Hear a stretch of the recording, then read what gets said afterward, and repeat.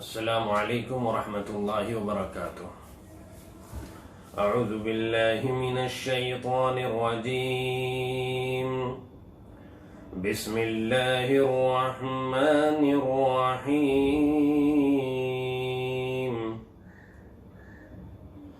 الف لام میم، تلک آیات الكتاب الحکیم، هدى ورحمة للمحسنين الذين يقيمون الصلاة ويؤتون الزكاة وهم بالآخرة هم يوقنون أولئك على هدى من ربهم وأولئك هم المفلحون۔ صدق اللہ العظیم۔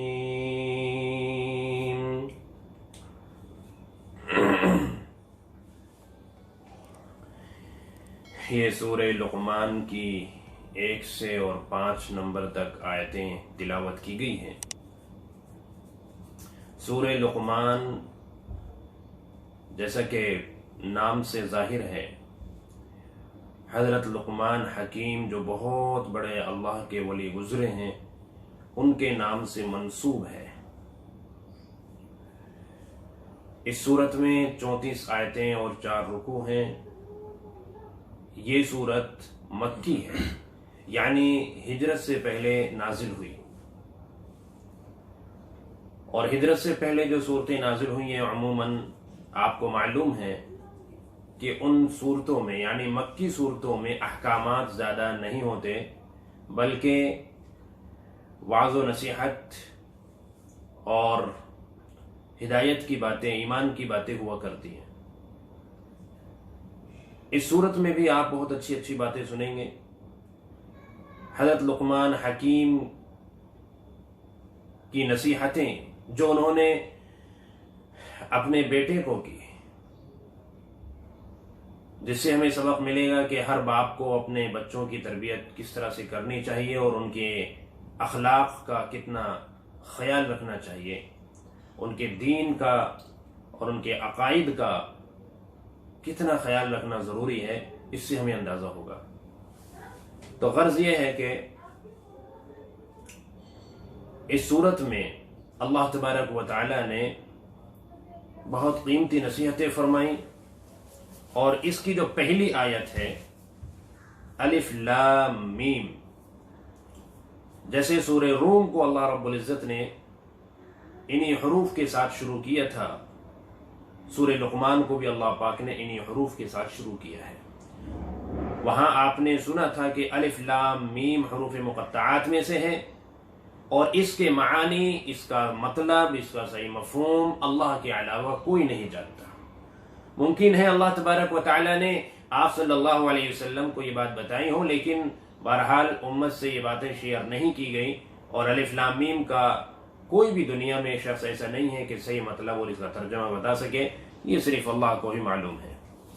اگلی جو آیت ہے آیت نمبر 2، اللہ فرماتے ہیں تلک آیات الکتاب الحکیم، یہ حکمت والی کتاب کی آیتیں ہیں۔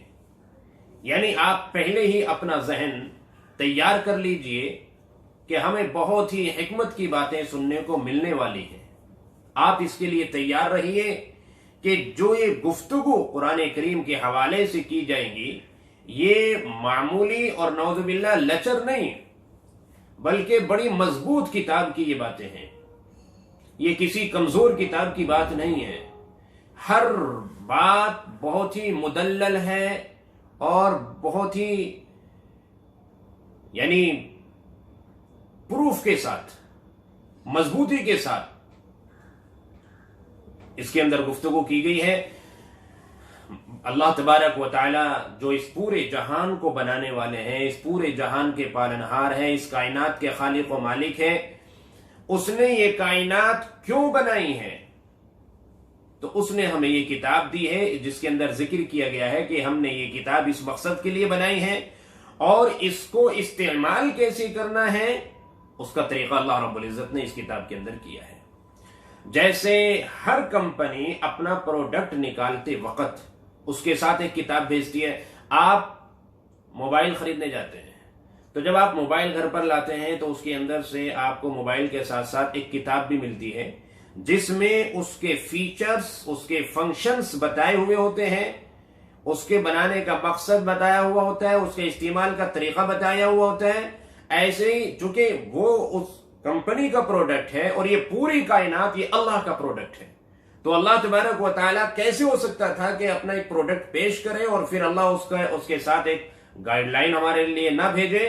تو اللہ رب العزت نے یہ کتاب نازل فرمائی ہے کہ جس میں اللہ پاک نے اس کائنات کے فیچرز اور اس کے فنکشنز بیان کیے، اس کے استعمال کا طریقہ بیان کیا، کس طرح کے استعمال سے اس میں خرابی آ سکتی ہے، کس طرح کے استعمال سے اس میں بہترائی آ سکتی ہے، آپ صحیح معنی میں اس سے نفع کیسے حاصل کر سکتے ہیں، وہ سب چیزیں اس کے اندر اللہ تبارک و تعالیٰ نے بہرحال بیان کی ہیں۔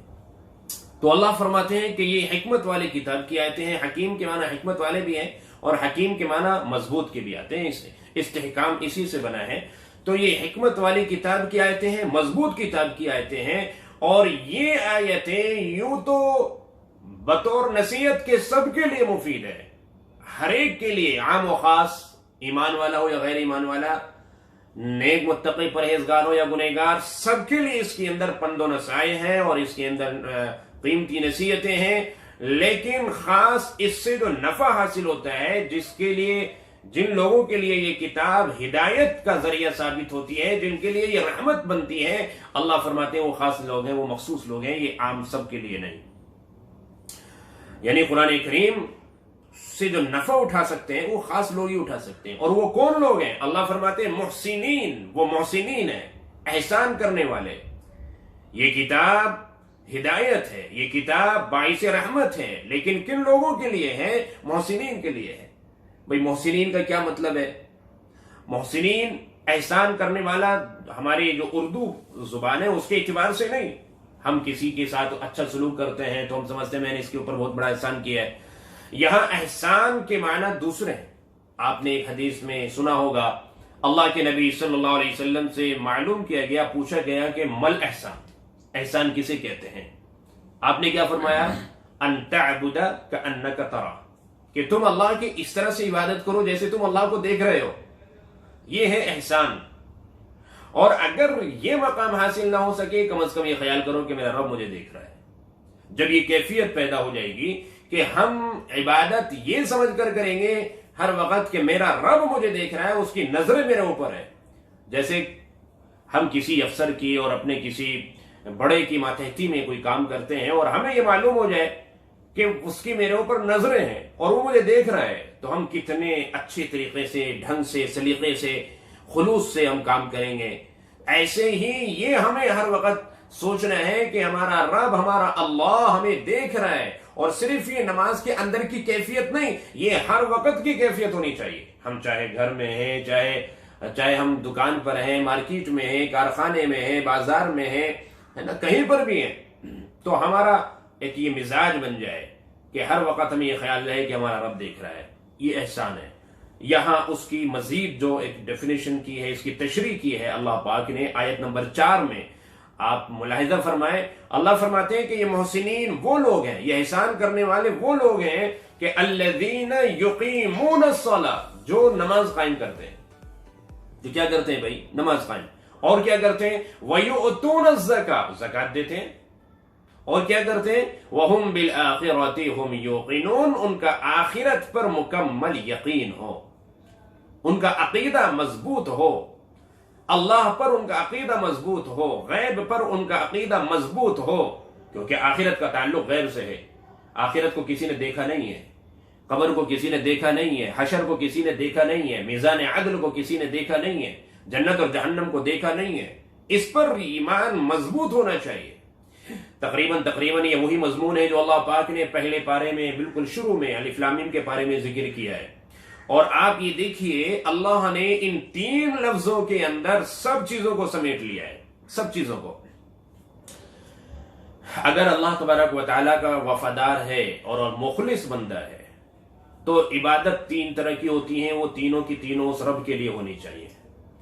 एक इबादत जिस्मानी होती है, एक इबादत माली होती है, एक इबादत दिल से होती है जिसका ताल्लुक दिल से है।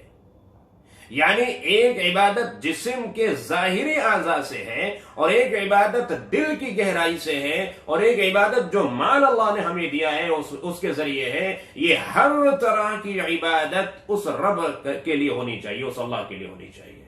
अल्लाह ने मोहसिनीन यानी जो लोग मोहसिन होते हैं, जो नेकोकार होते हैं, जो अच्छे लोग होते हैं, उनकी जो अल्लाह ने यहां सिफात बयान की है, इसमें अल्लाह ने इन तीनों तरह की इबादतों को समेट लिया है। अल्लाह फरमाते हैं अल्लज़ीना युक़ीमूनस्सलाह, जो नमाज कायम करते हैं वो हैं मोहसिन, नेकोकार, नेक लोग, अच्छे लोग। इसमें वो इबादत आ गई जिसका ताल्लुक जिस्म से है, जिसका ताल्लुक आज़ा से है, वो इसके अंदर आ गई। फिर अल्लाह फरमाते हैं वयूतून ज़का, और वो ज़कात भी निकालते हैं। तो भाई इसके अंदर कौन सी इबादत आ गई? इबादत माली, यानी माल के जरिए जो इबादत होती है वो इसके अंदर आ गई। अब वो इबादत जिसका ताल्लुक दिल से है, जो ईमान जिसे कहते हैं, तो अल्लाह रब्बुल इज्जत ने उसका जिक्र किया कि वहुम बिल आखिरति हुम युक़िनून, उनका आखिरत पर यकीन भी हो, यानी दिल से उनका अकीदा भी सही हो, उनका ईमान भी सही हो, ईमान बिल गैब। एक तो ये हुआ, तो इसके अंदर तीनों तरह की इबादतें आ गई। दूसरी तरफ से आप देखें, इसका एक और दूसरा रुख देखें। इबादत यानी कामयाबी के लिए 2 चीजों का होना जरूरी है, एक तो ईमान और दूसरा आमाल सालिहा। अगर नेक आमाल है, ईमान नहीं है, तो भी वो आखिरत के एतबार से कामयाब नहीं और दुनिया में भी सही रास्ते पर नहीं। और अगर उसका ईमान सही है और आमाल सही नहीं है तो भी वही कामयाबी नहीं है उसके ऊपर। अल्लाह रब्बुल इज्जत ने हर जगह इन दोनों चीजों का जिक्र किया कि वो लोग जो ईमान लाए, नेक आमाल किए। तो भाई ईमान तो आ गया इस आखिरी जुमले में कि वो आखिरत पर यकीन रखते हैं, और आमाल आ गए किसमें? इकामत सलात में और अदाए ज़कात में। वो ज़कात अदा करते हैं, वो नमाज कायम करते हैं, इसके अंदर आमाल आ गए। फिर आमाल भी 2 तरह के, यानी जो इबादत भी 2 तरह की होती है। एक इबादत वो है जो खालिस अल्लाह के लिए की जा रही है, और एक इबादत वो है कि जिसका नफा बंदों को भी पहुंच रहा है।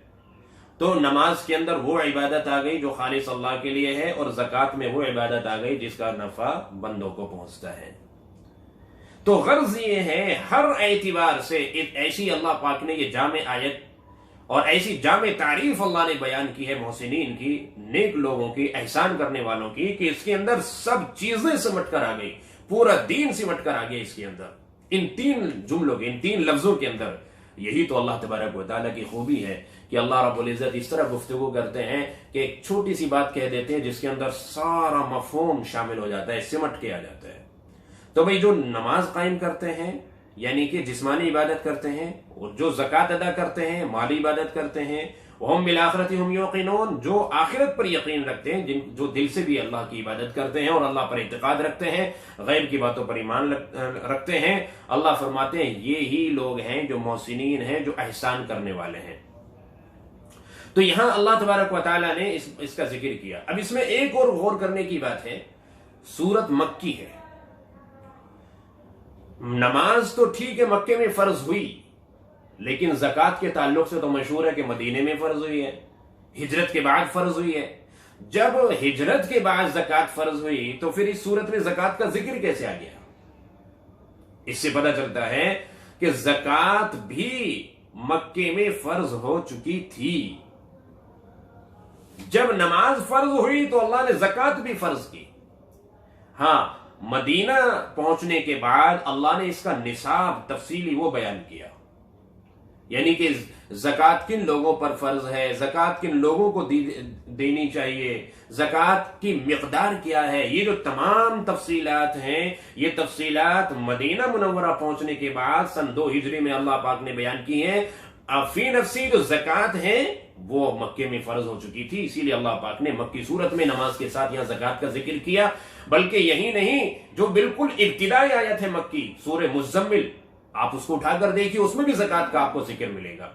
اللہ فرماتے ہیں اولئک علی ھدی من ربہم، یہی لوگ ہیں جو اپنے رب کی طرف سے ہدایت پر ہیں، اور یہی لوگ ہیں جو کامیاب ہیں۔ انشاءاللہ اس کی مزید تفصیل کل آئندہ بیان کریں گے۔ اللہ تبارک و تعالی ہمیں